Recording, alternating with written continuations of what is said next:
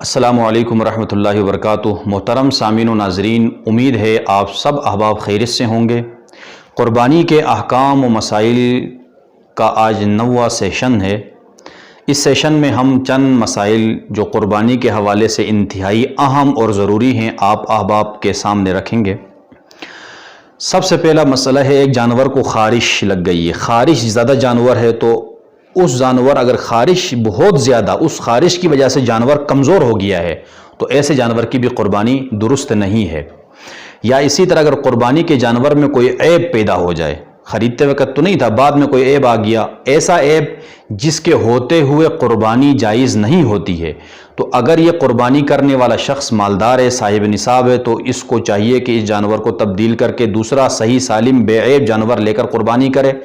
اگر یہ شخص غریب ہے، صاحب نصاب نہیں تھا، غریب ہے، ویسے قربانی کے لیے جانور لیا تھا، تو اس شخص پر یہی جانور کی قربانی ہے، اسی کی قربانی کرے، دوسرا لینے کی ضرورت نہیں ہے۔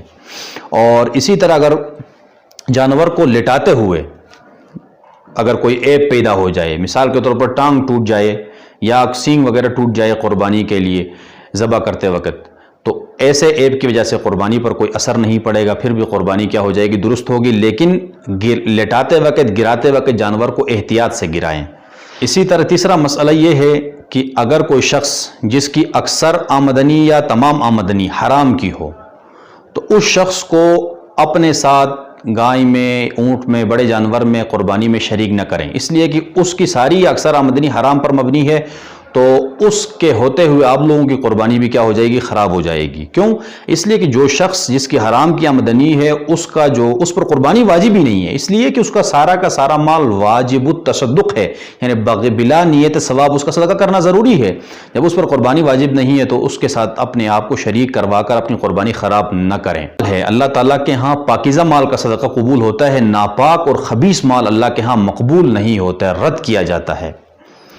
جو شخص قربانی کرنا چاہیں اس کو چاہیے کہ یکم ذی الحجہ سے لے کر قربانی کرنے تک اپنے بال، ناخن وغیرہ نہ کاٹیں، تاکہ حاجیوں کے ساتھ مشابہت ہونے کے اس کو بھی کیا ہے، ثواب مل جائے۔